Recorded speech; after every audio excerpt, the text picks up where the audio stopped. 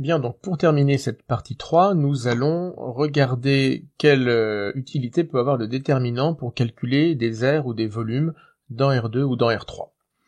Donc commençons par le cas de R2. Nous prenons R2 avec sa base canonique et nous munissons R2 du produit scalaire usuel. Mais il est vrai que pour l'instant vous n'en connaissez pas d'autres, et d'ailleurs cette partie, nous reviendrons dessus en toute fin d'année dans le dernier chapitre, ou l'avant-dernier, sur les espaces euclidiens en dimension finie. Maintenant, quand nous prenons U et V, deux vecteurs de R2, ces deux vecteurs définissent un parallélogramme. Donc, par exemple, si nous avons ici U et V, nous pouvons dessiner un parallélogramme dont les deux autres côtés sont parallèles à U et à V. Alors je vais essayer de faire ça de manière à peu près parallèle. Bon, ça n'est pas terrible.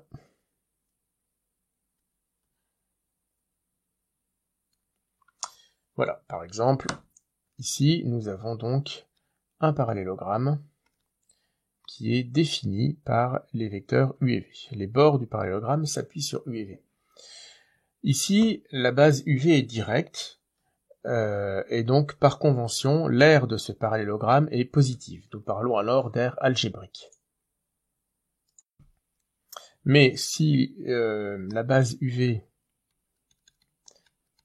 était indirecte, alors nous aurions, par convention là aussi, une aire algébrique strictement négative. Par exemple, ici,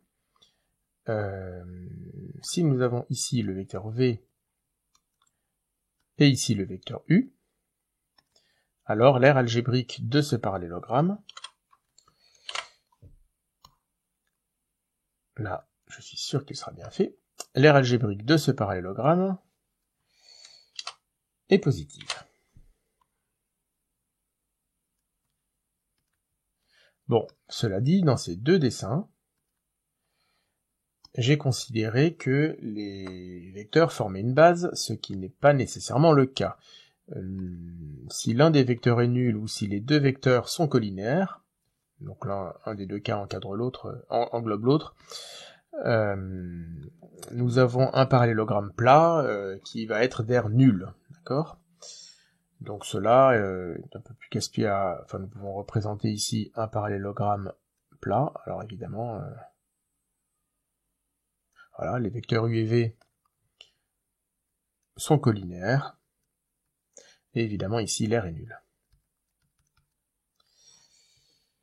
Alors nous allons démontrer, c'est le théorème, que le déterminant dans la base canonique de U et de V est égal à l'aire algébrique du parallélogramme qui s'appuie sur U et V. Aire algébrique du parallélogramme défini par U et V.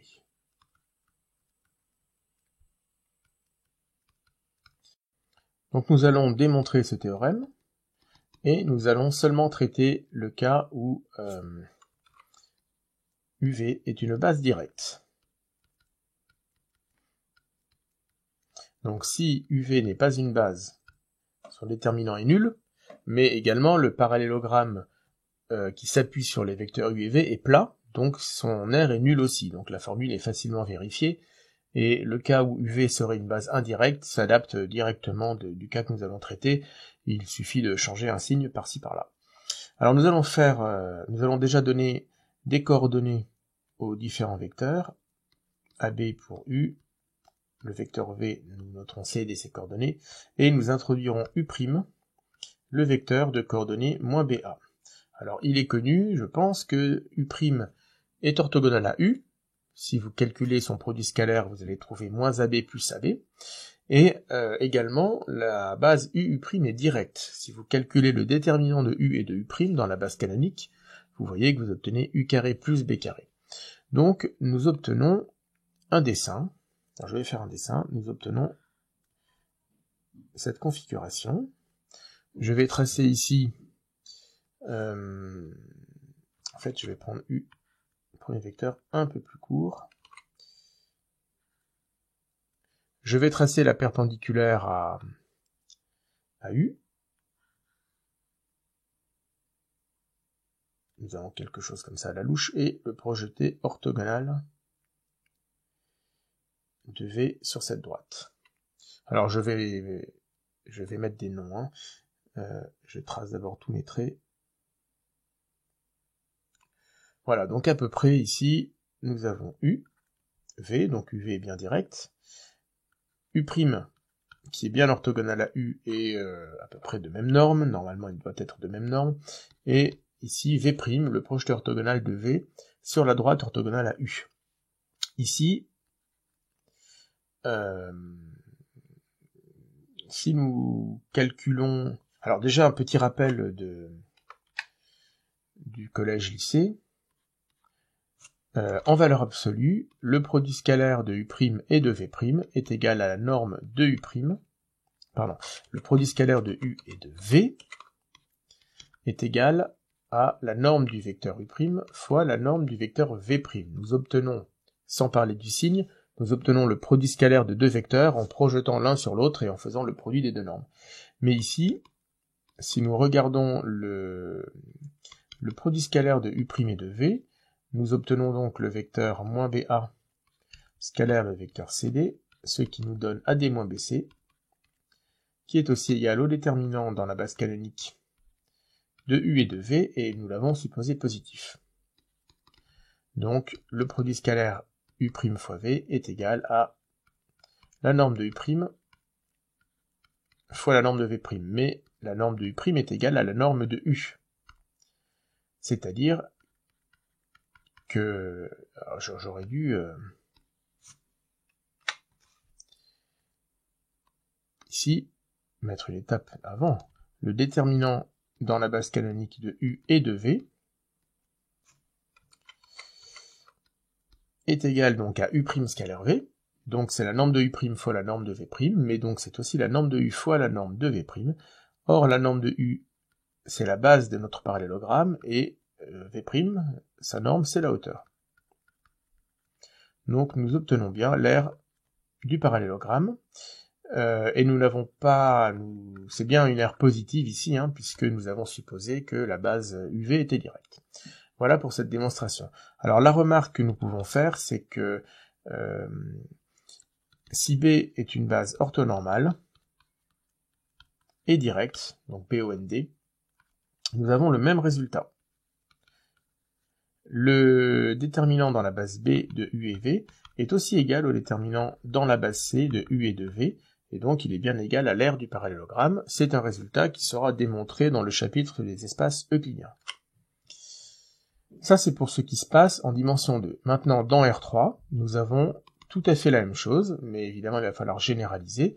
Si nous prenons trois vecteurs, alors soit la famille est liée et à ce moment-là on aura un parallélogramme plat, mais dans le cas où nous avons trois vecteurs qui forment une base, ces trois vecteurs vont définir les trois côtés d'un parallélogramme, d'un parallélépipède, pardon. Alors c'est toujours un peu délicat de faire un dessin dans l'espace. Je vais tenter le coup. Donc voici trois vecteurs.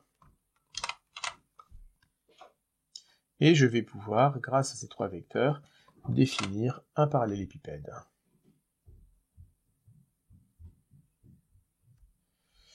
J'aurais dû peut-être prendre un peu plus de place.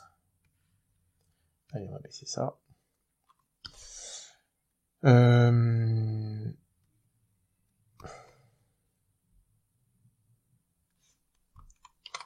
Hop.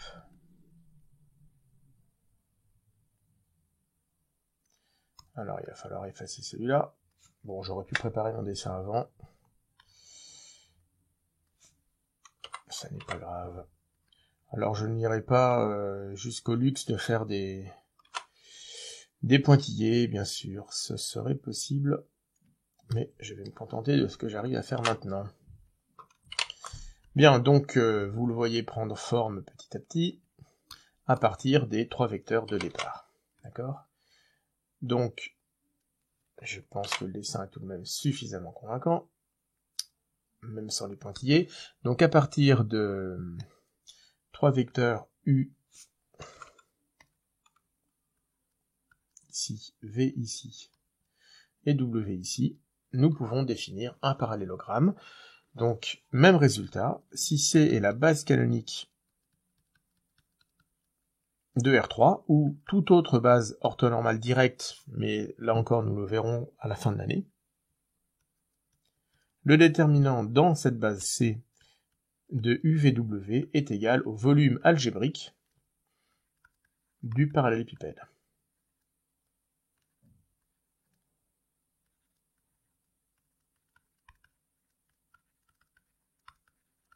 Algébrique, donc, si UVW est une base directe, le volume va être positif.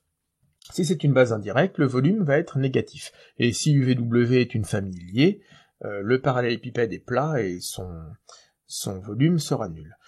Je ne vais pas détailler la démonstration.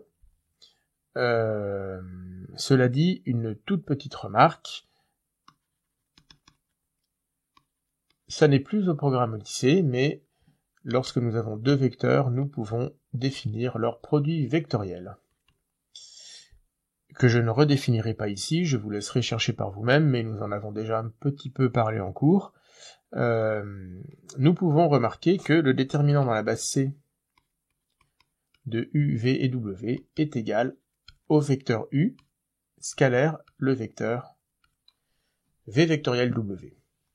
Et ceci est la base le point de départ de la démonstration du fait que le déterminant est égal au volume algébrique du parallélépipède. Nous pouvons montrer que en norme, le V vectoriel W est un vecteur. Alors d'ailleurs, le produit vectoriel donne un vecteur et le produit scalaire donne un scalaire. Donc V vectoriel W est un vecteur. Sa norme est égale à la surface du parallélogramme dont les côtés sont V et W. Et quand nous reprenons le produit scalaire avec U par un raisonnement assez proche de ce qui se passe en dimension 2, nous obtenons la surface de VW fois la hauteur du parallélépipède, ce qui nous donne le volume. Donc je n'en dirai pas plus, je ne démontrerai pas ce résultat, mais vous pouvez deviner que, comme nous connaissons maintenant le déterminant en toute dimension, il y a en dimension quelconque une notion de volume, alors de ce qui ne s'appelle ni un parallélogramme ni un parallélépipède, ce sera une figure géométrique engendrée par n vecteurs en dimension n, et nous pouvons définir un volume grâce au déterminant. Une toute dernière remarque géométrique. Le déterminant est utile pour donner des équations de droite dans le plan ou de plan dans l'espace. Est utile pour, alors j'allais dire déterminer, pour donner des équations de droite et de plan.